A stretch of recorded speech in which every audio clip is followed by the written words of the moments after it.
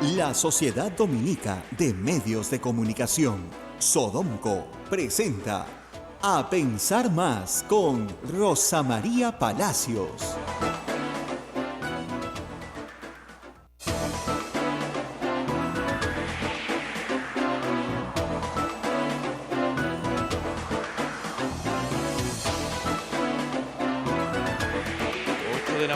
Señoras y señores, muy buenos días. Bienvenidos a Pensar Más con Rosa María Palacios a través de las emisoras de Sodomco.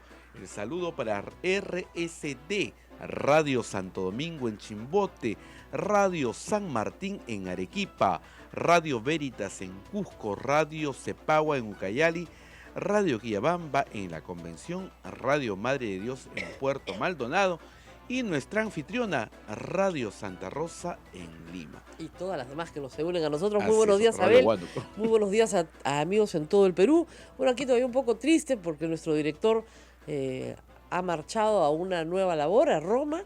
Ya debe estar allá. Mañana tiene misa con el Papa, nos han contado, miércoles de ceniza.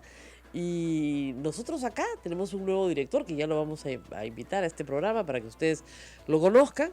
Y viene del Cusco, justamente, de Radio Veritas. O sea que con la experiencia del caso, el padre Rodolfo será nuestro nuevo director y estará con ustedes. Me imagino que en breve, apenas termine los asuntos que tiene que atender en Cusco, para venirse a Lima a estar con nosotros. Y a seguir haciendo un poquito más grande cada día Radio Santa Rosa y por supuesto toda la Sociedad Dominica de Medios de Comunicación, que es una sociedad muy grande. El padre Rodolfo también es el promotor de la sociedad. Exactamente. El director de Radio Santa Rosa es a su vez el promotor de la sociedad, que incluye no solamente radio, sino también en algunos lugares publicaciones, revistas locales, en fin, mucho más material del que uno se imagina.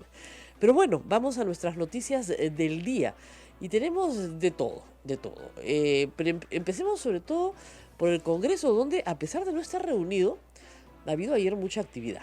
En primer lugar, la Junta de Portavoces se reunió en una sesuda conversación de varias horas. Llegaron a la conclusión de que no entendían la sentencia de la Corte Interamericana de Derechos Humanos, que yo se las puedo explicar, he hecho un video ayer, bien facilito, pero parece que no lo han entendido. Entonces, han pedido una aclaración a la Corte. Lo primero que dijeron era que era inaplicable y que no lo iban a cumplir. Luego dijeron que mejor pedían una aclaración. Evidentemente la Corte les va a contestar lo que todos los abogados ya sabemos, que la resolución habla por sí misma y que no hay nada que aclarar. Pero parece que estuvieran ganando tiempo para continuar con el procedimiento contra los magistrados que pueden inmediatamente hacer valer su derecho y decir que no están sometidos a ese procedimiento. Con lo cual, asunto concluido. Lo único que sí me asustó mucho, ya al grado de decir, Dios mío, qué caro nos sale el Congreso, es escuchar al presidente del Congreso decir que uno de los argumentos en la Junta por Portavoces para no obedecer una sentencia era que los congresistas no estaban sujetos a mandato imperativo. Entonces, eso es como decir, o sea, miren, que no están sujetos a mandato imperativo quiere decir que nadie les puede decir cómo votar. Otro poder del Estado, ¿no es cierto?, no les puede decir voten así o voten asá, en este sentido o el otro. Pero no quiere decir que no están sujetos al imperio de la ley. Claro, pues es como si me dijera, no, las sentencias no las cumplimos. La ley tampoco la cumples. No cumples la Constitución. Y entre sus atribuciones hay un artículo específico en la Constitución que dice cumplir la Constitución, velar por el cumplimiento de la Constitución y hacerla cumplir. O sea, y no están sujetos al mandato imperativo quiere decir que no reconocen el valor de una sentencia. Esa es su interpretación jurídica de no estar sujeto a mandato imperativo. Bueno, eso quiere decir que estamos gastando mucha plata por un mal servicio. Porque a 30.000 soles por coco mensual, que no entiendan la diferencia entre no estar sujeto a mandato imperativo y no cumplir una sentencia o no cumplir la ley, que viene a ser lo mismo, es carísimo, la verdad. Y ya están en su, digamos, vamos, 18 meses, no más, ya 20 van a cumplir 20 meses en el Congreso, un crucillo, pues no tienen de inducción a lo que es el parlamentario. Y eso lo ha dicho el presidente del Congreso como argumento. Y él sí tiene varios años, varios periodos en el Congreso de la República. ¿Cómo puede caberle a alguien en la cabeza que el artículo que señala que no están sujetos al mandato imperativo quiere decir que no deben obedecer sentencias, o que no deben obedecer la ley, o que no deben obedecer la Constitución. Es decir, que tienen licencia para matar, que pueden hacer lo que les da la gana. Son una especie de 007, ¿no? De verdad. O sea, ellos hacen lo que les da la gana, gacho. Ya, eso es completamente absurdo. Están sujetos a la ley, al reglamento del Congreso, a las leyes del Perú, a la Constitución. Si hay una sentencia que se les impone a cualquiera de ellos en materia civil, están obligados a obedecerla. O sea, yo no entiendo. Y en materia penal también. Y en materia constitucional mucho más. La inmunidad solamente les otorga poder opinar, Votar poder votar, en las materias sometidas a voto. nada más. Nada más. Ya, Pero ellos creen que están no, sobre ellos, todo. ellos inventan que están sobre todas las cosas para no cumplir una sentencia que no les agrada. Pero eso es absurdo. No, o sea, yo puedo escuchar argumentos, pero ya disparates, de ahí tú comienzas a decir, bueno, yo entiendo que no todos sean abogados, ya, eso lo puedo entender. Pero hay algunos que sí tienen, como el presidente del Congreso, muchos años en el Congreso, como para decir una barbaridad de ese calibre, ¿no? Que ni siquiera entienda lo que quiere decir no estar sujeto a mandato imperativo. O sea, eso es lo que no. O sea, no estar sujeto al mandato imperativo quiere decir que si te llama Ana Vega por teléfono y te dice, tú tienes que votar así, tú puedes decirle no. Eso quiere decir. No quiere decir, de repente Galarreta esa parte no la entendió, ¿no? No quiere decir que estás por encima del bien y el mal, que eres una especie de tribunal de la Corte Celestial, ¿no? Que decides más allá de todo. Hay reglas. Están sometidos a su propio reglamento, están sometidos a la Constitución, están sometidos a un ordenamiento jurídico, a un Estado de Derecho. Es uno de los peores argumentos que he escuchado y de verdad ahí sí dije, esto nos cuesta 30.000 soles por coco al mes. Pucha, en Mapiri te consigo mejores abogados, por 1.500. ¿Eh? De verdad, es que es increíble, increíble lo que cuesta el Congreso de la República. Ayer nos dijo la congresista Montenegro, una sesión de pleno vale 2 millones de soles. O sea, una sesión de pleno vale esa barbaridad de plata. Claro, yo nunca lo había pensado así. Sí, pues el tiempo, la cantidad de personas que asisten, la cantidad de personal. Porque en el Congreso hay, ¿cuántos trabajadores? Creo que me dijeron 3.000, ya no sé ni 3.000 o 4.000 Era cerca de trabajadores. 4.000, creo que Claro, se sacó era con motivo de las canastas. Cerca de 4.000 personas. O sea, hay una para que abra la puerta y otra para que cierre la puerta. De verdad. Entonces el Congreso, una abre, otra cierra, una empuja, otra te empuja la silla, de verdad. Otra te pone el micro. Entonces yo quiero, no, le dan chamba a toda la collera.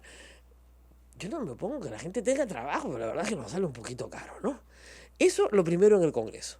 Lo acordado ayer en la Junta de Portavoces es un disparate, que no afecta en nada al fallo, y que no afecta en nada la situación jurídica de los magistrados, que continuarán siendo magistrados y podrán ser acusados constitucionalmente, no por sus fallos, sino por una falta grave.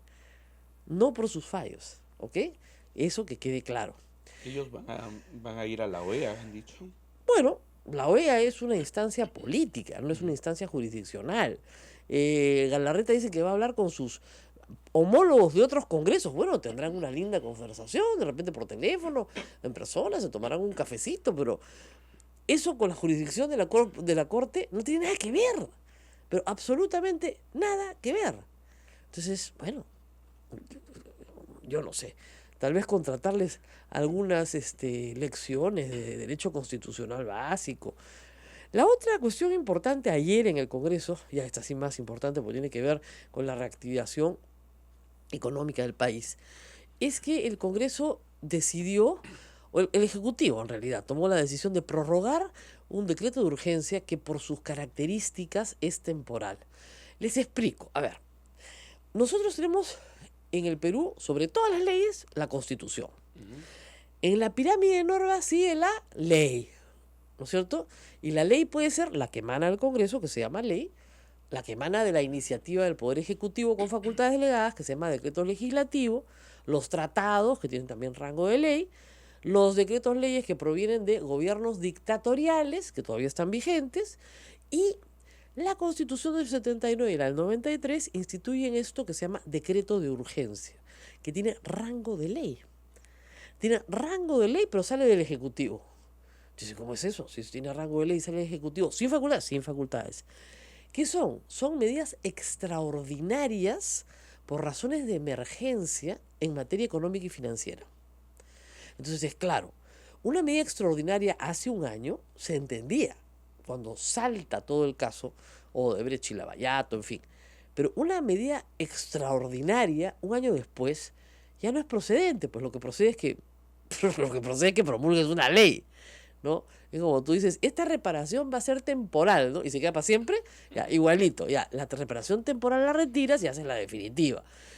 Ayer, en el Congreso, por supuesto, no iba a haber consenso, le quedó claro al Ejecutivo que era posible que se creara un vacío, porque la norma expiraba ayer, y si hoy día no había norma, hoy día veremos las consecuencias graves que eso tenía también para la búsqueda de la justicia. ¿Qué es lo que pasa? Hace un año el gobierno dijo a las empresas constructoras vinculadas a estas operaciones que tuvieran que ver con ilícitos de todo tipo, ¿no es cierto? Colusión, peculado, extorsión de funcionarios, coimas, etcétera. Llámela como usted quiera. Muy bien, ustedes pueden seguir trabajando, porque la intención del decreto de urgencia era que siguieran trabajando, pero tienen que seguir trabajando para poder pagarme, ¿ok? Ese decreto de urgencia no ha tenido el efecto que el Estado esperaba. En vez de ser promotor, ¿no es cierto?, de la inversión y de la continuidad de las empresas, ha sido una norma que ha retraído la inversión y más bien ha generado el rompimiento de la cadena de pagos con la afectación de miles de pequeños proveedores y trabajadores que no han recibido sus pagos. Todo esto por la creación de un fideicomiso en favor del Estado para poder cobrar ¿qué? La reparación civil que algún día tienen que pagar todas las empresas involucradas en actos de corrupción. Sea las empresas brasileras, sean las empresas consorciadas de las brasileras, sean las del Club de la Construcción, esa es otra denuncia, sean las empresas constructoras que han coimeado de cualquier manera. Muy bien. Entonces, el decreto de urgencia tenía que ser modificado. El Fujimorismo presentó el año pasado un proyecto de ley que era mucho peor que el decreto de urgencia 003. Es decir, paraba toda la construcción en el Perú. O sea, una de estas constructoras hacía un edificio, no podía vender un departamento, se los tenían que entregar al Estado, lo cual era absurdo. Entonces, ese proyecto de ley del Fujimorismo se paró en el mismo pleno. Obviamente se dijo en su momento que esta era una venganza de Keiko Fujimori, enloquecida por haber perdido las elecciones contra Graña y Montero, porque le imputaba a José Graña, ser propietario del comercio y le imputaba al comercio haber perdido las elecciones. Todo esto puede ser verdad, está en una mente enloquecida. Pero lo cierto es que el proyecto se paró. Y no se discutió un proyecto alternativo, que hubiera sido lo que el MEF quería. El MEF manda el proyecto de ley 5 días antes de que venza efectivamente el decreto de urgencia con carácter de urgencia, y el Fujimorismo dice, no te lo apruebo. No te lo apruebo. Que lo vean la Comisión de Justicia, la Comisión de Economía, ayer hicieron una sesión conjunta y no te lo apruebo, pues. Entonces, si no te lo apruebo, hoy día, esas normas que le impedían, por ejemplo, a Odebrecht, vender la empresa de Chaccha sin participación del Estado, ¿no es cierto?, estarían sin estar vigentes y hubiera podido vender todo hoy y retirarse del país sin pagar nada. Así de grave. O sea, lo que quiso el Fujimorismo hacer es que la norma quedara sin efecto ayer, sin ley que la sustituya, y por no tener ley que la sustituya, simplemente las empresas que están siendo investigadas podían vender lo que les daba la gana hoy. De hecho, ya tienen los arreglos muy avanzados, pero no pueden vender sin el consentimiento del Estado. Y ya está. Chao. Es de una irresponsabilidad. ¿Qué ha hecho el gobierno? Ayer anunció la ministra de Economía que habida cuenta pues que no había consenso, sacaban un decreto de urgencia nuevamente que prorroga la vigencia del decreto de urgencia 003, que es, como reitero, bastante malo en sus efectos, por 60 días hasta que el Congreso sea capaz de emitir una ley. Porque de verdad que para eso sí les pagamos, para que emitan leyes, buenas leyes. Esa es la razón de ser del Congreso. Entonces, si no emiten leyes, ya, no les da la gana, y estuvieron a punto de que esto quedara en nada, con total irresponsabilidad, no sé para qué les estamos pagando. Lo cierto es que técnicamente ya no corresponde un decreto de urgencia. no corresponde a un decreto de urgencia porque es temporal y la temporalidad ya terminó. Ya terminó. Y además ese decreto de urgencia ha demostrado ser bastante malo en sus efectos. Tenías que cambiarlo. ¿Qué es lo que hay que buscar? Una norma que garantice la reparación civil del Estado, pero que garantice la vida de las empresas constructoras. Porque, miren, hay un viejo dicho que cliente muerto no paga, pues. Entonces, si tú al deudor lo fusilas, ¿quién te va a pagar? ¿Qué ha hecho Brasil? ¿Qué ha hecho Estados Unidos? ¿Qué ha hecho Suiza? Que tiene reparaciones civiles importantes en marcha. Les ha dado un plazo de 10 años. Les ha dicho, tú sigues trabajando nomás, papito, tú trabajas duro para poder pagarme. Entonces, el deudor va a pagar porque lo dejas trabajar para que te pague, salvo que tú consideres que es tan nefasta la existencia de esta empresa que simple y llanamente tiene que desaparecer de la faz de la tierra y no te importa cobrarla. Pero parece ser que al Estado peruano sí le importa cobrarle. Entonces no la puedes desaparecer después de la faz de la tierra porque te tiene que pagar. Hay que ponerse de acuerdo pues con los objetivos, ¿no es cierto? Si quieres que te pague, tienes que dejarla trabajar. En el caso de Odebrecht, por ejemplo, es liquidar sus activos en el Perú y de ahí cobrarte. ¿Cuánto te vas a cobrar? Bueno, eso está en discusión. El procurador, que está obligado a exigir una reparación civil, ha hecho un cálculo, así, ha hecho una metodología, dice, de cálculo, que la verdad, parece un poco estrafalaria, porque la hace obra por obra. Entonces, claro, como se han pasado años construyendo en el Perú, si sumas el daño moral obra por obra, te imaginas lo que te sale la cuenta. Al señor le sale por 3 obras, ya le sale 3.000 millones. Impagable. Impagable, pues. O sea, no va a funcionar así. Entonces, sí te van a pagar, claro que te van a pagar, pero te tienen que pagar algo que sea posible de pagar, dependiendo del deudor que tienes, ¿no es cierto? Entonces, en este caso tiene que haber un poco más de realismo y menos tontería.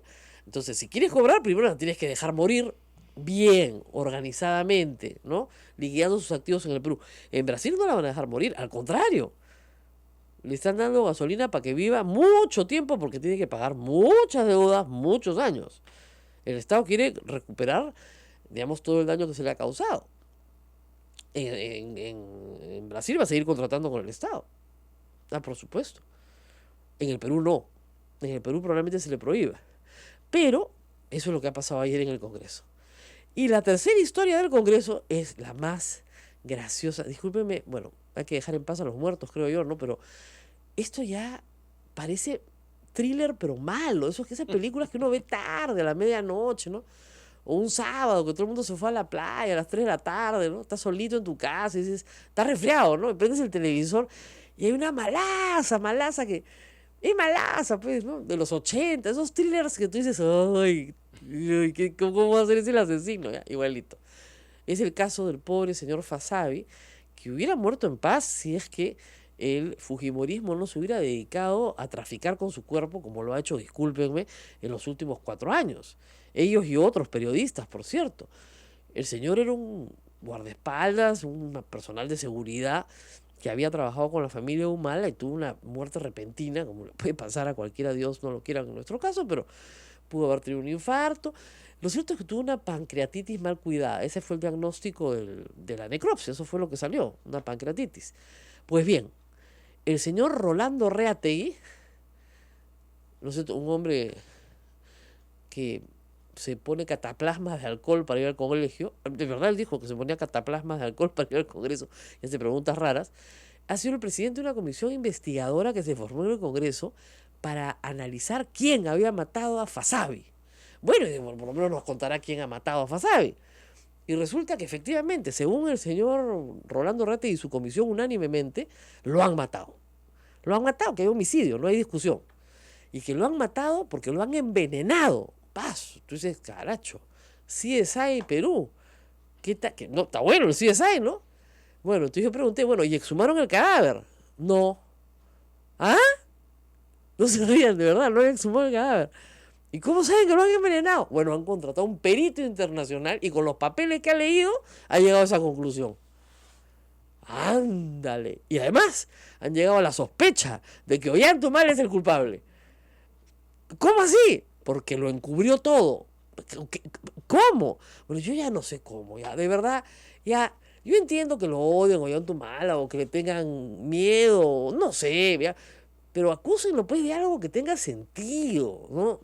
Esto es o sea, que había que matar a este pobre señor porque tenían miedo, ¿no es cierto?, de que hablara sobre el tema de las agendas. Entonces, ¿por qué no mataron a Gutiérrez, que fue el que se la robó? A ver, al ex congresista. O a la empleada doméstica, ¿no es cierto?, que daba entrevistas en televisión. Eso será mucho más interesante. ¿Por qué no guardaespaldas? Es absurdo por donde se mire, ¿ya? Pero bueno, les pagamos 30.000 soles mensuales, algo tienen que hacer.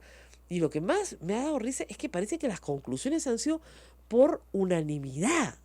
Que eso no entiendo, no entiendo por qué. Entonces, no aprueban las leyes que tienen que aprobar. No, porque fíjense, a PPK lo iban a vacar en 5 días. Yo no entiendo por qué no pueden aprobar una ley, ¿no es cierto?, en una semana. No entiendo, pero en fin. Para eso se les paga, pero parece que no pueden. No pueden aprobar una ley. No entienden que el mandato imperativo, ¿no es cierto?, no tiene nada que ver con cumplir sentencias, porque tampoco pueden cumplir sentencias. Y crean una historia divertidísima para una película de terror mala, ¿no es cierto?, donde evidentemente el que resulta ser el asesino al final, todo el cine se para y grita, no, pues, ¿quién ha escrito esta porquería? Ya. Eso es el Congreso de la República en 20 minutos, menos, en 19 minutos. Ese es el Congreso de la República, eso es lo que tenemos. ¿Qué estaremos pagando, Diosito? No sé. Vamos a preguntarle acá al altar de los santos peruanos, ¿qué estaremos pagando? No sé qué estamos pagando. Lo que sí sé es que nos está saliendo carísimo. Reitero, a 30.000 soles por cabeza, me parece que es bien caro el servicio. ¿Eh? Pero bien caro nos está saliendo el servicio. Y de mala calidad. Por eso, pues, o sea, uno paga, pues, ya, pero dices, bueno, recibo un buen servicio, ¿no? El restaurante es caro, pero la comida está rica, ¿no? No, la ropa es cara, pero está bien cocida. No sé, ¿no? Lo que fuera, el viaje me salió carísimo, pero la verdad que la pasé lindo, ¿no? Pero, acá pagamos por un servicio caro, muy caro y de pésima calidad. Entonces, muy caro el servicio, la verdad. Carísimo. Entonces, estamos en esta historia del Congreso que parece no salir del pantano en el que está. De verdad, ¿no? Ha dicho algunos dirigentes de izquierda, ayer decían que el lunes a la Corte gritaba en la sesión de la Junta de Portavoces que el que defendía la Corte Interamericana era terrorista. O sea, yo entiendo que ella tiene solo quinto y media, pero podría hacer el esfuerzo de tomar unos cursos, un poquito de derecho constitucional, derechos humanos básicos, ¿no es cierto? Y pulirse un poquito, pues, antes de hablar semejante tontería. O sea, que la Corte Interamericana solo defiende terroristas, y que ha defendido a todos los terroristas. ¿Así? ¿Y qué hace Abimael Guzmán preso? ¿Me pueden contar? O sea, ¿quién metió preso a Abimael Guzmán finalmente? La democracia. Con una sentencia de la Corte Interamericana, por si acaso. ¿Y quién condena a Nicolás Maduro y a su régimen? La Corte Interamericana. Lo único que establece la Corte Interamericana son principios básicos de debido proceso para todos. Digamos, más o menos como lo que dice el Papa, ¿no? Que hay que respetar la dignidad del ser humano, ¿no? Ese tipo de cositas. Y hay que verlos cómo se quieren tomar todos fotos con el Papa, ¿no? Y después, la dignidad del ser humano, ¿no? Eso no entienden nada. O se hacen los que no entienden. En fin, vamos a ir a una pausa. Vamos a la pausa, pero ahí hay algo simpático que ha escrito Mili Arellano. Dice, de los congresistas que son inmunes, se me fue acá, a ver, es interesante y gracioso. A ver, ¿dónde está? Bueno, ya lo encuentro. Algo como que los congresistas son inmunes a la inteligencia. Son inmunes a la inteligencia, Pacio. Sí, ¿Cómo sí. se ríen? Está en el Facebook Live. Muchas gracias a toda la gente que escribe a través del Facebook Live. Y vamos a compartirlo con todos ustedes. 8:23, vamos a la pausa y espero que ya llegue nuestro invitado, el doctor Wilfredo Pedraza, quien estará con nosotros. Muy bien, viene el abogado de Ollantumala, vamos a ver cómo va eso también. No, me dice que todavía no ha llegado, pero por lo menos está comprometido a venir. Así es. Regresamos. Sodomco, Sociedad Dominica de Medios de Comunicación.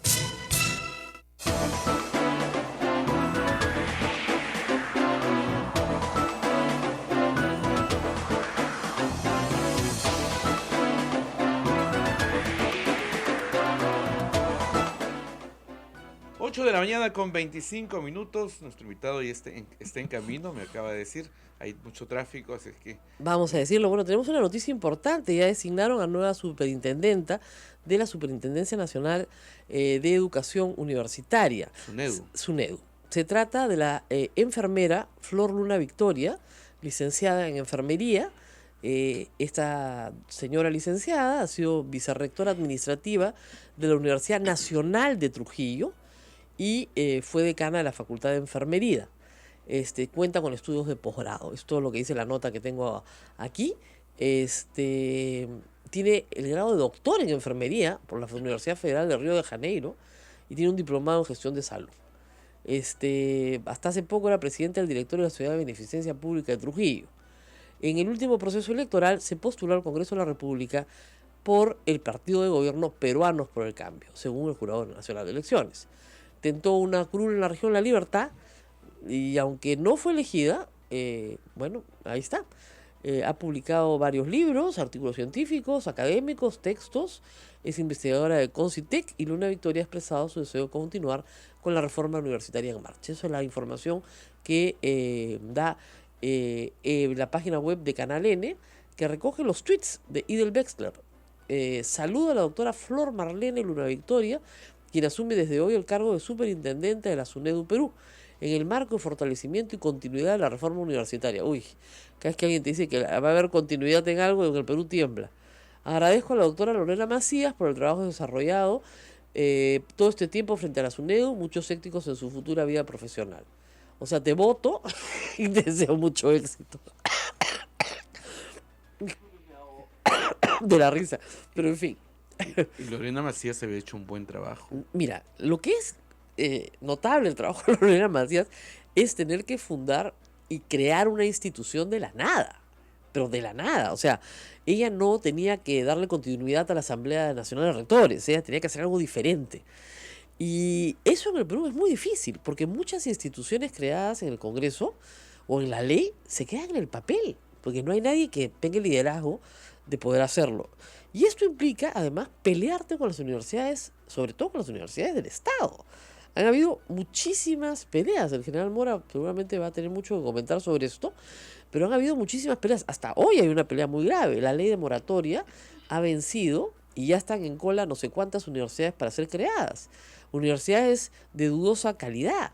Miren, de las más de 140 universidades que hay en el Perú, Lorena Macías deja licenciadas 30. Me parece unas 30. Y licenciado quiere decir simple y llanamente tener requisitos mínimos. No estamos hablando de calidad, sino mínimos para poder operar. Hay un conjunto de universidades que no van a alcanzar estos requisitos mínimos. Y la señora Flor de María Luna Victoria, yo no sé si viniendo de la Universidad Nacional de Trujillo, le va a parecer bien pues cerrar universidades públicas. Porque eso es lo que va a tener que pasar en algún momento. Las vas a tener que cerrar. Vas a tener que tener mucho carácter para poder decir, esta universidad es pésima, pues. Y el título que le da a estos jóvenes es una estafa, porque no les permite conseguir trabajo. Y dos, es una estafa porque a pesar de que sea pública, los padres tienen que hacer un sacrificio, porque ese joven no trabaja para poder estudiar.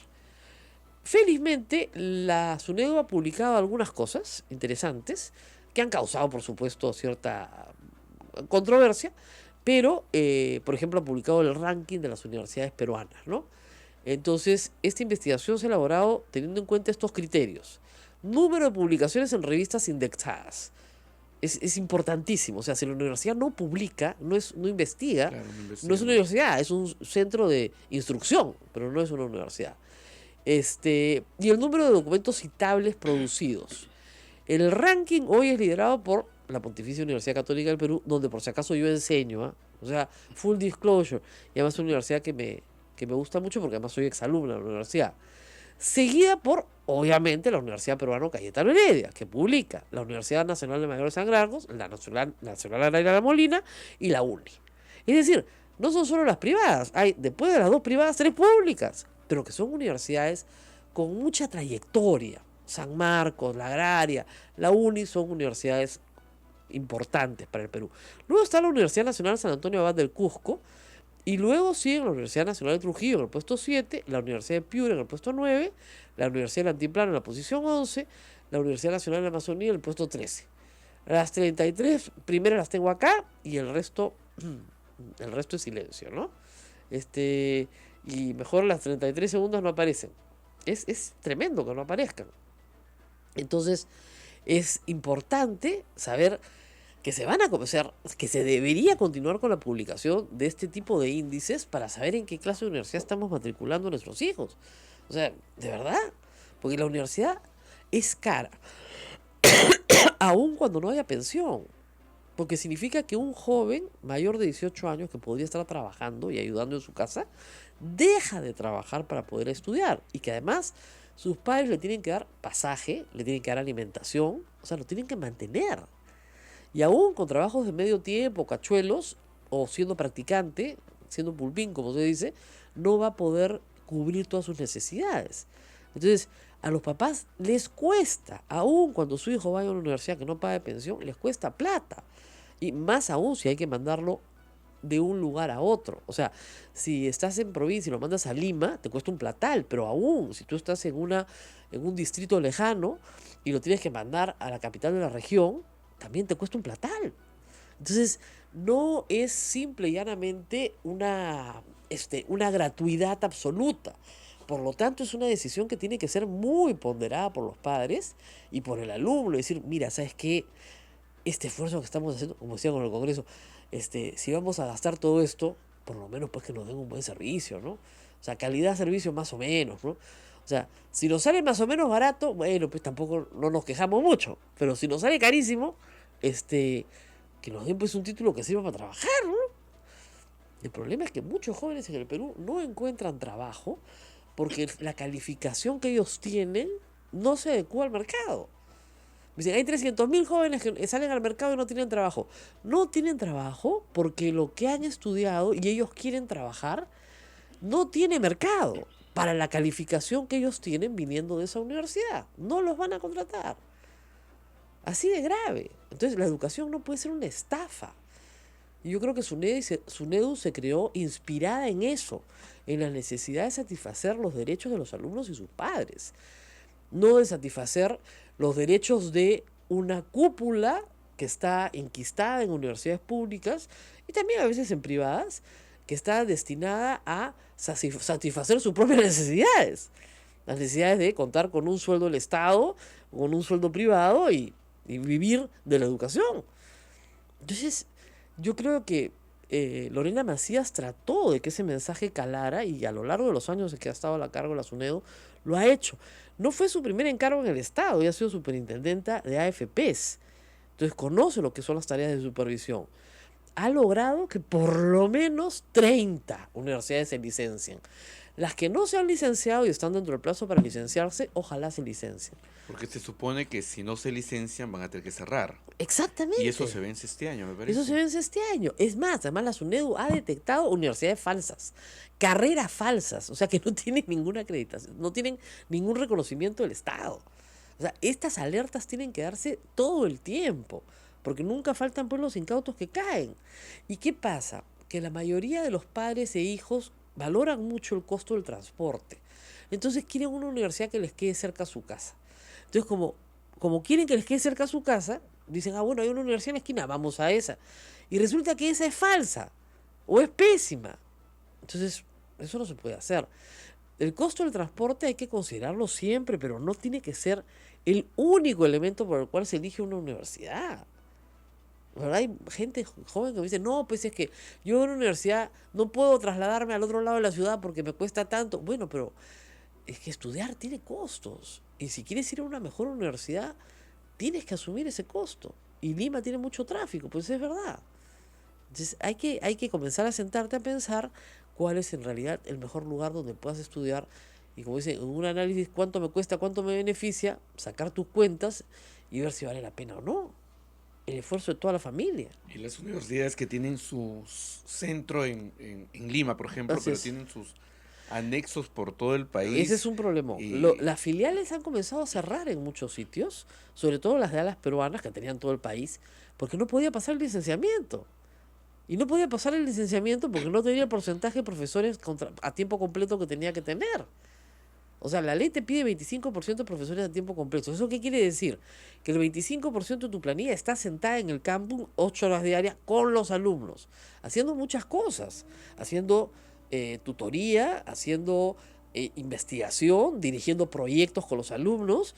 Entonces, si tú no tienes eso, varias horas al día por profesor, no tienes universidad, pues. Hay que entender que la universidad no es un lugar donde se instruye nada más, es un lugar donde se investiga. E investigar cuesta plata. Y porque además esa investigación produce innovación. Y esa innovación podría financiar a la propia universidad si es que hubiera una alianza real con el sector empresarial. En el Perú esas alianzas no existen. Ya te he contado lo que yo viví en Australia, que es alucinante. Hay algunas universidades que son casi financiadas por el sector privado siendo públicas. Porque se hace innovación en la universidad y se hace investigación en la universidad que luego revierte en el beneficio de la propia industria. Entonces necesitan que se haga investigación. Y tienen unos centros de investigación espectaculares. Pero acá en el Perú tenemos ese problema. Es una pena que Lorena Macías se haya ido con tan buenas credenciales, economista de la Pacífico, con posgrado en Estados Unidos. No sé, el señor Wexler habrá encontrado en una licenciada en enfermería una mejor persona. No sé qué competencias tenga en la administración pública en materia de supervisión, dado que ha sido ha sido directora de la Beneficencia Pública de Trujillo, pero parece ser pues que es la mejor candidata que han conseguido. Lo que me preocupa es que haya postulado por Peruanos por el Cambio, ¿no? Y había que despolitizar esta entidad. Y la verdad es que una candidata ya tiene pues una militancia, ¿no? Aunque sea invitada. Me preocupa eso. Pero en fin, parece que al ministro Wexler no le preocupa en absoluto. Y a todos nos preocupan los retrocesos que están habiendo hoy en el sector de educación. Desde que se fue el ministro Saavedra, la ministra Martens trató de más o menos contener, digamos, la contrarreforma, pero desde que llegó el ministro Wexler, vemos que no hay retrocesos pues evidentes en el sector de educación, ¿no? Entre ellos, esperemos que no haya otra huelga este año, para empezar. En fin, 8:38. 8:38. No, Vamos a la vamos pausa, a la pausa. Rosa María, y vamos a volver ya, supongo, con nuestro invitado que Debe estar llegando ya. No está llegando, lo dicen. No, nosotros somos personas de fe. Detrás del vidrio no hay fe, ¿ya? Pero de este lado está Santa Rosita. Santa Rosita debe abrir paso, nos está escuchando. Y ¡shum! Se abre la tacna y pasa el carro, van a ver.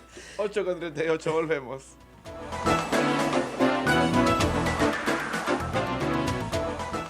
Sodomco, Sociedad Dominica de Medios de Comunicación.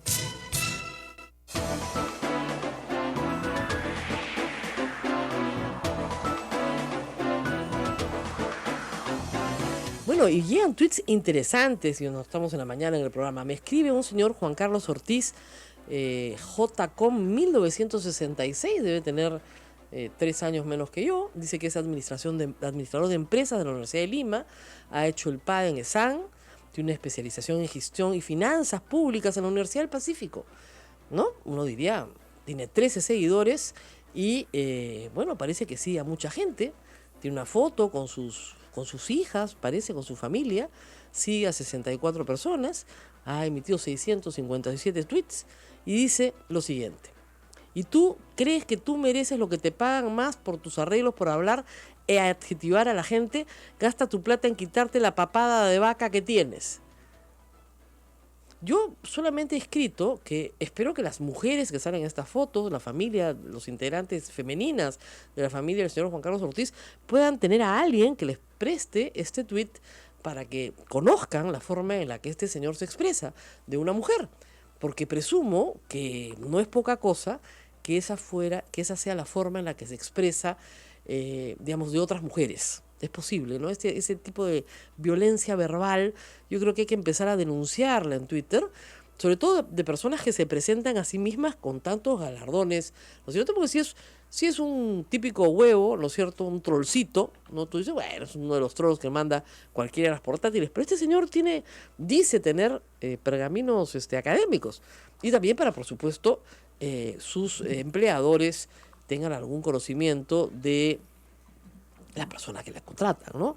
Reitero, el señor Juan Carlos Ortiz, año 1966, parece que ese es su nacimiento, administrador de la Universidad de Lima, ESAN, diplomado de la Universidad del Pacífico, dice que me opere la papada de vaca que tengo. Entonces, yo le advierto eso a sus empleadores, porque deben haber otras señoritas, señoras, colegas que trabajan con él, y a su familia, por si acaso, ¿no?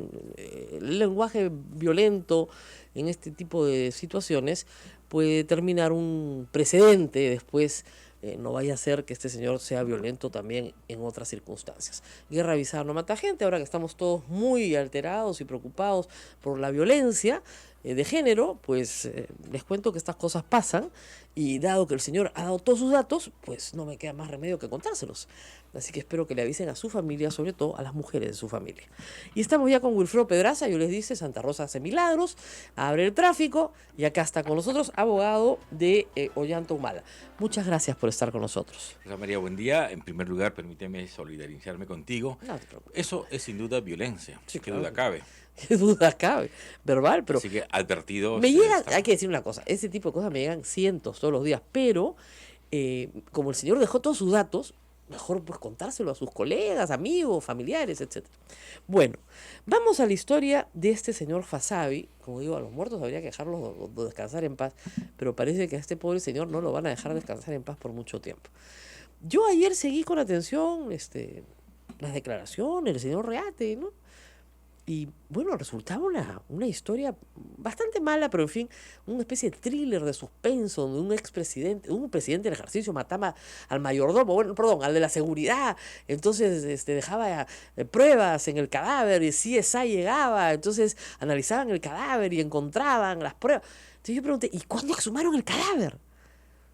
No, nunca exhumaron el cadáver. Entonces, discúlpeme, ¿cómo saben que lo han envenenado? No, pues es que el screening que hace el Ministerio Público, el Instituto de Medicina Legal, es de muy mala calidad, es pésimo. Entonces, por las características de la pancreatitis, lo más probable es que haya sido envenenado. Y al ser envenenado, homicidio. Y el homicida, eso es Antumada.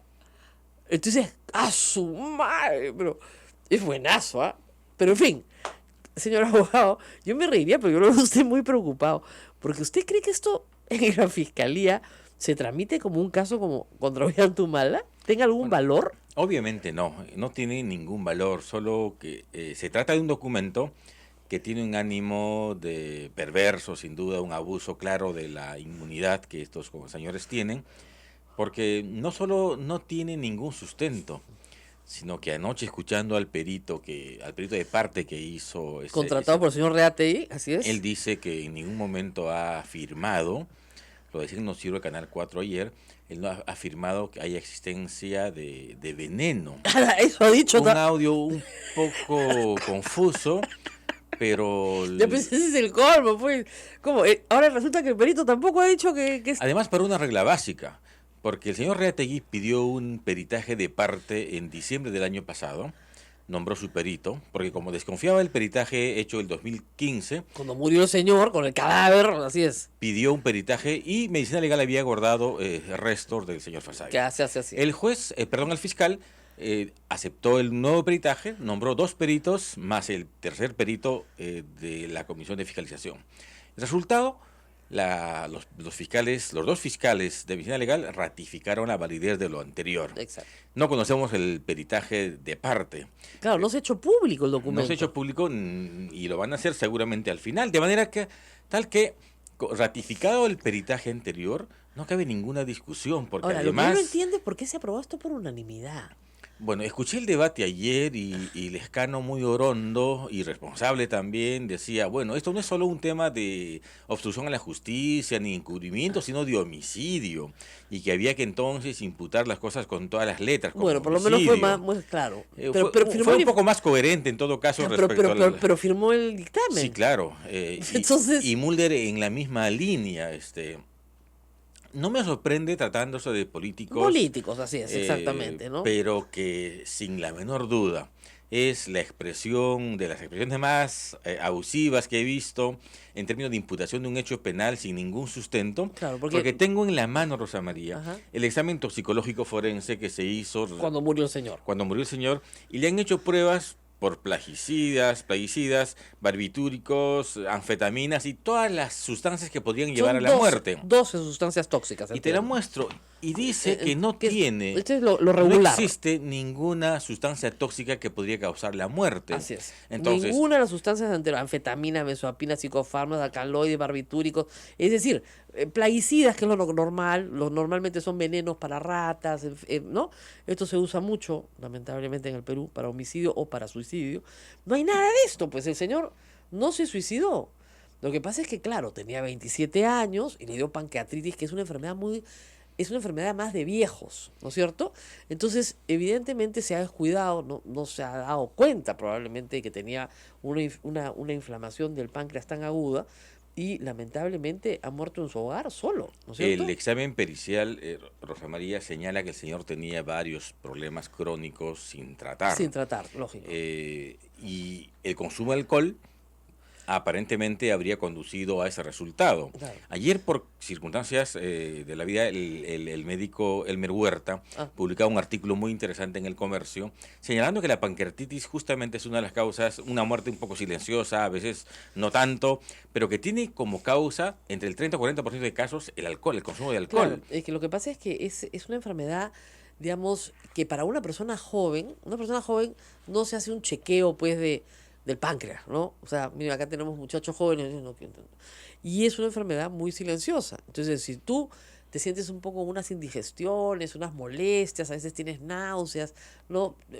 Pequeñas diarreas, no sabes muy bien qué tienes, y no vas al médico, pues lo dejas pasar y lo dejas pasar, y el sábado te pegas tu tranca con tus amigos, el domingo te sientes pésimo, y al día sábado siguiente pasa lo mismo. Entonces, vas desarrollando una inflamación muy severa de algunos órganos del cuerpo. Uno de ellos es el páncreas. La regla es que frente a una sospecha, Claro. uno hace exámenes de laboratorio y los exámenes de laboratorio señalan que no hay ningún factor externo que habría causado la muerte. Así es. El examen de necropsia lo dice. Ahora, la tesis policial es la siguiente. Pongámoslos en la cabeza del señor Rolando Reate. Bueno, eso me Difícil, un poco difícil. Es un poco difícil porque yo no me hago cataplasmas de alcohol tampoco, pero, digamos, la tesis del señor Reati es, acá había una conspiración para ocultar las pruebas de los delitos de Nadine Heredia y Ollanthumala. Sí. Es decir, el señor Fasabi sabía de las agendas y había... Lo sustrajo. o la sustrajo y había que acallarlo. Entonces Exactamente. la pregunta es, ¿por qué no mataron a Gutiérrez? ¿Por qué no mataron a la empleada doméstica, que es la que ella dice que sacó las agendas y la que toma las fotos del closet de Nadine por órdenes de Gutiérrez, etcétera? ¿Por qué no mataron a todos los demás? El congresista Tapia ayer decía en el debate que si esa es la sospecha, Ajá. habría que ponerla también con todas sus letras. Lo mató. mataron al señor Fasabi porque sustrajo las agendas y entonces en ese proceso de esclarecimiento se produjo la muerte. Además, la tesis inicial en medios de hace del año 2015 fue esa. Nadine Heredia habría ordenado el secuestro, la tortura y quizá la muerte de Fasabi en el contexto de la sustracción de las agendas. Eso fue, además, era Nadine Heredia primero. Sí, sí. Ahora es Ollanthumala. En este momento todavía existe una investigación abierta en la 15ª Fiscalía sobre el tema, que ya archivó una primera vez, ya concluyó la investigación por esta segunda vez. Pero en ese caso era Nadine Heredia. Luego incluyeron también al presidente Humala. Muy bien. Claro, luego de que dejó de ser presidente. Sí. Y ahora en el Congreso es solamente Ollanthumala. ¿Por qué no Nadine Heredia? Esa es una muy buena pregunta. Porque se supone que ella es más mala que él. Y además está Pre Guadalupe, Cintia Montes y yo, porque habríamos... ¿Usted también? Bueno, nunca me llamó la comisión, dice sea de paso. ¿Y usted qué hizo? ¿Cargó el cadáver? Dicen que yo habría participado del encubrimiento. ¿Del cadáver? Porque no lo tengo claro. Porque constataron, dice, que yo usé un espacio de Palacio de Gobierno para atender a la prensa. Y en verdad, yo recibí a Cuarto Poder declaré en Palacio de Corte Poder por un tema básico. Se estaba imputando en ese momento al presidente de la República en ejercicio Claro, de un no homicidio. no se Y puede. obviamente nos pareció un tema institucional y Claro, no hicimos se puede. esa entrevista en Palacio. Eso estiman que es un acto de encubrimiento o una falta ética. No me hablen de ética a mí, por favor. Bueno, sí, es bien esas gracioso. cosas. Ya, escúchenme, entonces tenemos que el señor Reategui contrató un perito, que eso es su prueba central, que dice anoche que no ha dicho lo que dice el señor Reategui que ha dicho. Exactamente, sí. Primer problema. Segundo problema, en el supuesto negado que el señor haya dicho lo que dice el señor Reategui, tendría que haber exhumado el cadáver. Pero no ha habido exhumación del cadáver, no ha habido una segunda pericia, ¿no es cierto? Más bien, la segunda pericia se ha hecho sobre los restos de los señores Fasabi que se guardan en el Ministerio Público y esa pericia arroja que no hay ningún envenenamiento. Es Y, correcto. y el Ministerio Público se ratifica en el Ministerio Público, ¿ah? Ojo, porque medicina legal pertenece al Ministerio Público. De repente eso no lo sabe el señor Rate. El Ministerio Público se ratifica en que la causa de muerte es una pancreatitis, es decir, una causa natural. Penosa, pero natural. Luego se acusa al presidente en algún momento de haber puesto plata para el entierro de este señor, para su embalsamiento y para poderlo llevar a Pucallpa. Eso es verdad, el presidente sí puso... Sí, colaboró con 2.000 soles. Hicieron una colecta para poderlo mandar a Es- su casa. Es correcto, sí. Ya. Lo que pasa Lo es que que... dicen es que lo quería mandar para que lo entierren allá, para que no lo exhumen acá. Un cuerpo donde esté es materia de exhumación. Claro, sin igual, problema, pero por igual, una regla o sea, básica. igual lo exhuma, Simplemente era una persona que había en algún momento colaborado con ellos hasta junio del 2011. ¿Y él muere cuándo? Él muere en agosto, en agosto del 2014. Claro, 3 años después de trabajar con la familia. 4 años más Y exactamente. adelante. Esa es otra cosa que es importante. No era el guardaespaldas de Humala. No trabajaba en tenía Palacio. licencia de arma de fuego. No tenía, era una persona... No sabía manejar, no tenía brevete. Ah, qué bacán. Hacía 4 años que no trabajaba con ellos. Y no lo habían vuelto a ver. Era, bueno, ese muchacho después de dejar su puesto de vigilante privado Ya, en la familia Humala, cubría uno de los 2 turnos que tenía, ya. pero cuando el presidente gana la elección, pues Ya ese el es Estado le pone la quien seguridad. asume, Ya. ellos quedaron libres, pero este señor, que conocía a todos los chicos de la cuadra, se quedó viviendo muy cerca. Ya. Y daba un servicio free a todas las A personas toda que la estaban cua- ahí. a toda la Incluso cuadra. a ellos en ocasiones, Ok, a la era- mamá de Nadine, a veces lavaba los carros, pero era libre. Claro, era el guachimán de la cuadra. Informalmente. Informalmente. Hacía mandados a la policía, al personal de seguridad. Claro, les porque traía los había mucha almuerzos, gente que había separaba mucha gente. gente. Y vivía Claro. de eso. Claro. En ese contexto es que él fallece. De manera que, ¿cuál es la razón para involucrar? Relacionarlo directamente con el presidente de la República. Bueno, usted sabe que han tratado de relacionar, o sea, de verdad, a mí me gusta mucho, de verdad, y me gusta mucho cuando a un presidente se le acusa, aunque de una manera pues contundente, porque no hay nada más, díganme, emocionante para un periodista que encontrar las pruebas de que un presidente ha mentido, que un presidente ha robado, que ha cometido un crimen, ¿no? Me gusta mucho y no puedo negarlo. Y que sería fascinante, ¿no es cierto?, que esta historia tuviera algún sentido. Pero lamentablemente pues no lo tiene. Y no lo va a tener porque esa tesis de suministro de veneno con violencia, además, está solo en la cabeza del señor Reategui y los que votaron. Pero además están planteando lo siguiente. Dice, como ha pasado ya más de 2 años del homicidio, es probable que aún exhumen el cuerpo, no se va a detectar el veneno. Eso es lo que he leído. Entonces, claro, es crimen perfecto. ¿Por qué no lo exhumaron antes? Una sustancia que medicina legal es incapaz de identificarlo ahora, Ya. ya no se puede exhumar el cuerpo, si se puede, pero ya no se va a detectar el veneno, y en consecuencia, crimen perfecto. Al final, ¿qué quieren? Dejar en Claro, el ambiente el ambiente que lo mató. la tesis del asesinato, que no se puede probar, pero asesinos son. Y francamente mire, eso me parece un abuso absoluto. No, y no solamente eso, cuando se hace una investigación criminal, la primera cosa que tú estableces es un motivo. Tiene que haber un motivo por el cual, ¿no es cierto?, alguien mate a alguien. Tiene que haber un motivo, porque para planificar un asesinato, porque es un asesinato planificado, ¿no?, tiene que haber un motivo. ¿Qué motivo podría haber para matar al guachimán de la cuadra? Dicen la no, sustracción de... no te lavó bien el carro, ¿no? O sea, no sé. O sea, ¿por qué? ¿Por qué quieres matar al guachimán de la cuadra? Que fue efectivamente el que te cuidaba en la caseta de vigilancia en un turno antes del presidente y que ahora le hacen mandados a todo el barrio.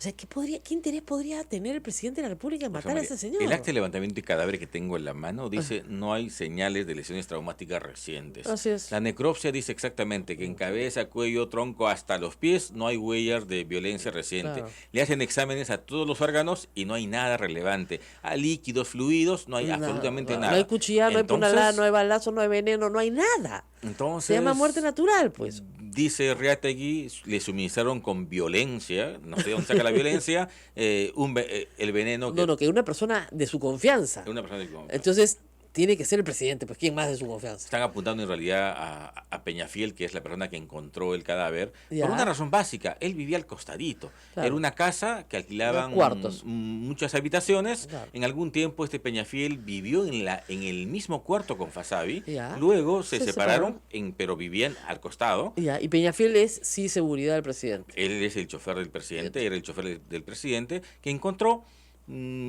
llamó, no no, le habla- respondió, llamó al propietario del inmueble, él también avisó. Claro, además fíjense, si lo hubiera matado, ¿no es cierto? No le toca la puerta y llamas a la policía, ¿no? Escondes el cadáver, pues, ¿no? Claro. No, señor policía, le acabo de dar veneno y ya murió. No, pues, esto es ridículo. Pero esto, Rosa María, es la expresión grosera de un informe aprobado además por unanimidad en la Comisión de Fiscalización, eso- nada menos, una comisión tan importante del Congreso Eso de es la lo que a República mí en me nuestro llama la país. atención, porque digamos, si hubiera sido ya pues los fujimoristas, yo lo entiendo, Cierto, Becerril, Tapia, bueno, ya se entiende. hasta Mulder lo puedo entender, porque él tiene cólera, pues a nadie, ya, ok, pero que sea por unanimidad. Sí. Bueno, Realmente es que- preocupante. Bueno, es que hay que decir una cosa, al expresidente Ollanta Humala, creo que lo odia a todo el mundo, ¿ah? No hay otra explicación. Es probable. Es muy probable. Pero tiene que haber límites, algunos Al odio. límites Sí, al odio, ¿no es sí, cierto? sí. Hagan juicio político, pero imputar hechos de esta magnitud sin ninguna base, además contradiciendo toda la evidencia que en Fiscalía se ha ido acumulando hace 2 años, ya la verdad resulta sumamente grosero. Nosotros Bueno, estamos evaluando qué hacer respecto a ahora, que poquitos voy a no vamos a aprovechar, quedar. yo me imagino. Bueno, esto pasa a fiscalía y usted sabe que se archiva. Sí, sí, claro. Porque ese es el resultado final de todas estas cosas. ¿Ah? O sea, la mayoría de los informes del Congreso de contenido penal pasan a fiscalía y se archivan. O porque fiscalía ya está investigando, o porque no tienen ningún valor. Lamentablemente en eso gastamos nuestra plata, como les digo, estamos a 30.000 soles por coco, nos está saliendo caro el servicio. Pero me interesa otra cosa también y al público. Entiendo que hay un habeas corpus que ya está en vías de ser resuelto por el Tribunal Constitucional sobre la libertad de Ollanta Humala y Nadine Heredia en vista de que se han cumplido, o se van a cumplir, se cumplen hoy creo, 7 meses. 7 meses de prisión sin acusación fiscal. Esa es otra cosa que ya da risa, porque si los hubieran acusado de algo, pues, ¿no? Y además, el fiscal Hamilton Castro siempre dice, también viene, dijo para diciembre, para enero, estamos en febrero, nada, bueno, pero en fin. ¿Cómo va ese trámite? ¿Para cuándo se va a resolver? ¿Hay citación ya para sentencia? Bueno, nos han convocado para el informe oral para el 21. Ok. Se supone que, conforme al procedimiento constitucional, después de esa vista la causa, los magistrados inician el debate sobre la base de los informes orales, los recursos que se están presentando y el expediente. Claro, propiamente. pero Así podría que- salir esto en marzo, digamos. Dado que el habeas Sí, sí, corpus sin duda, sin duda. es digamos, el recurso de más rápida acción que debería... Después del informe oral, en realidad, en cualquier momento. En cualquier Un momento. plazo no hay. Después del 21 de febrero, en cualquier momento podría ordenarse la libertad de Es Ollanta Humala. correcto, es correcto. Esperamos que el tribunal, en seguimiento de Sus propias de sentencias. sus propias sentencias, sea coherente y responda como se está pidiendo. Ahora, digamos, yo entiendo que un juez, digamos, como el juez Carguancho, pues que es canero, ¿no? Y le gusta ser héroe, mande presos a todo el mundo sin preguntar mucho, ¿no? Y con resoluciones realmente extrañas. Entiendo que una Corte Superior se muere miedo, ¿no es cierto? Pero lo que no entiendo es que la Corte Suprema no haya querido aceptar la casación. Eso es lo que no entiendo.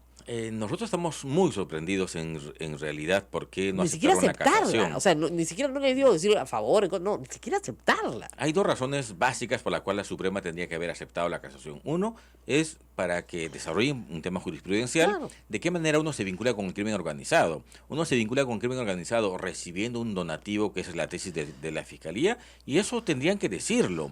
Entonces, Medio Lima estaría vinculado con el crimen organizado, con Odebrecht, por Claro. donativos de diversa naturaleza. Claro, lógico. Y en segundo lugar, le preguntamos también, y para desarrollo constitucional, si papás investigados incluso presos, que otorgan un poder para que sus hijos puedan viajar en ejercicio de su patria potestad, ¿implica o no peligro procesal? Porque esa es la razón por la Esa cual es la alguien razón está presa. central. Entonces, ese era un tema, por supuesto, de desarrollo importante jurisprudencial, y sin embargo la Suprema no lo admitió. Qué ¿Por raro. qué? Nuestra lectura es por presión política, por temor. La Ahora, sala superior... lo que ha demostrado el caso de Ollantumala es que todos los expresidentes pues tienen algún nivel de influencia posterior, ¿no? Hasta Toledo, ¿no? Pero Humala no tiene un padrinito, un entenado, un amigo, nada. Pero ese sí que no dejó nada. Pues él no se metió a las designaciones de jueces, como usualmente se hace, para dejar amigos en el camino. Él fue escrupuloso, algunos dicen cándido, de no haber hecho eso, pero fue escrupuloso al respetar la autonomía de las instituciones. Y bueno, yo creo que al final las investigaciones se están respondiendo a la mayoría, no tiene Barata va a grandes hablar. sustentos. Barata va a hablar. Probablemente confirme que le dio $3 millones Es a probable, Ryan. claro, es probable. No esperamos en verdad nada relevante de esa declaración. Creo que lo más rico va a estar la declaración del día siguiente, que es información nueva respecto a los demás candidatos. Pero sí, respecto a Barata, nos llama la atención el sistema tan concesivo que la Fiscalía tiene con él, porque él es un testigo.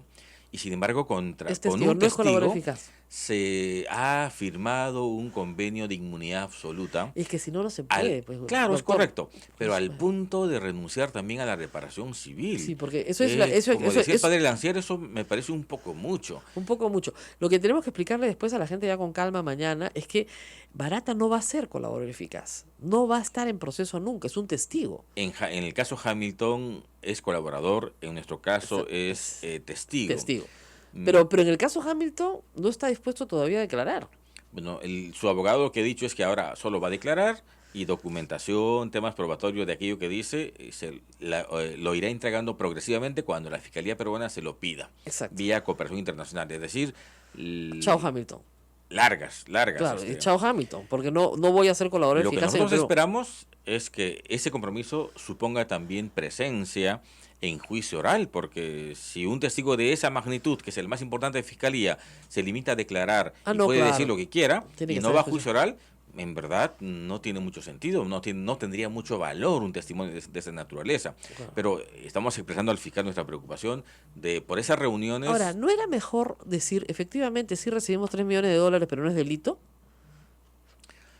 Pues ellos sostienen que ese Que dinero no lo han nunca se recibido. recibió, porque de hecho hemos armado un cronograma de fechas y cosas. Y donaciones, etcétera.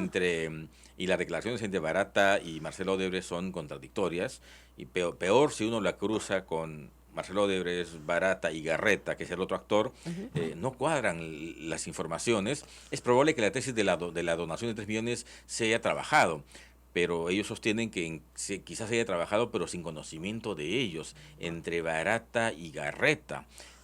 Hay una tesis bastante interesante que estamos terminando de elaborar sobre la base de lo que ya han dicho ellos, porque las fechas no cuadran. Solo un ejemplo, Marcelo dice que el donativo se habría hecho en la segunda vuelta, eso es mayo del 2011. Barata dice mitad de año del 2010. Exacto. Hay una gran diferencia. Garreta nunca habla de 3 millones, habla de 800.000 de pago por segunda vuelta. Así es. Entonces, si son los tres actores de un mismo hecho, con 3 versiones diferentes, estamos tratando de cuadrar o encontrar una explicación lógica a este tema. Lo concreto es que ellos dicen no recibieron dinero, y esa es la tesis.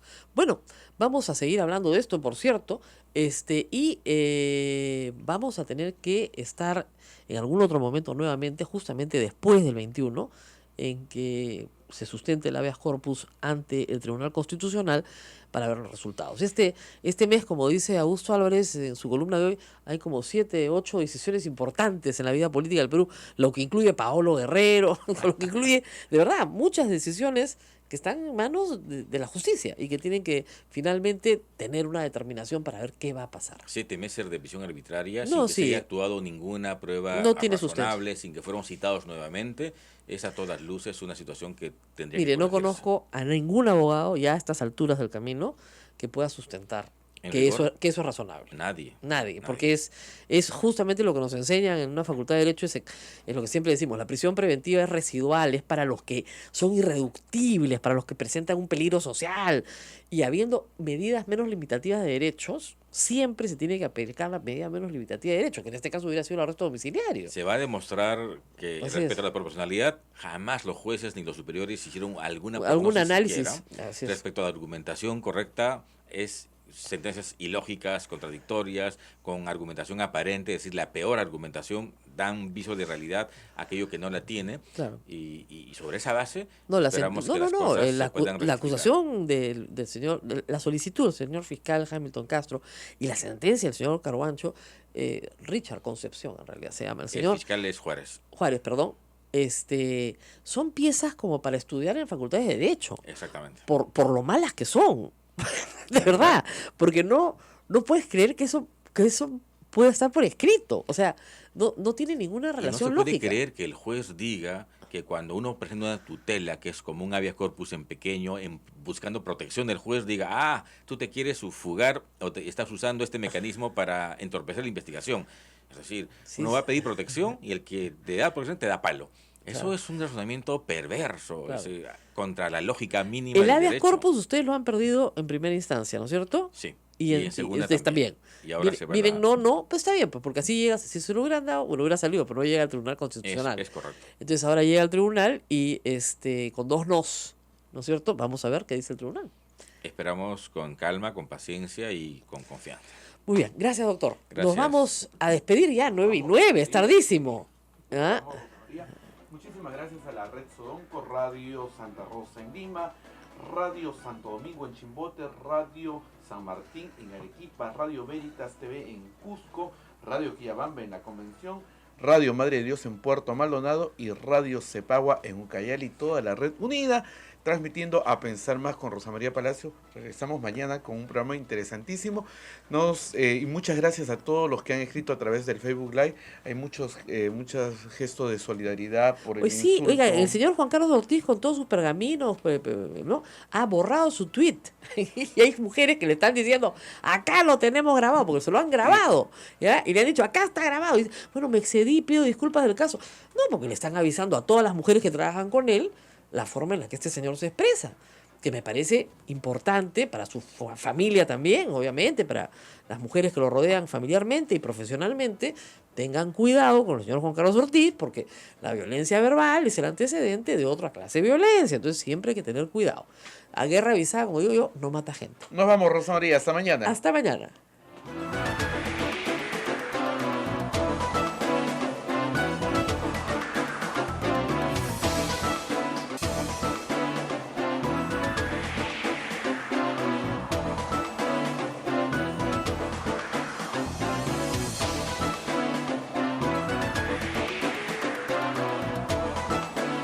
Sodomco, Sociedad Dominica de Medios de Comunicación.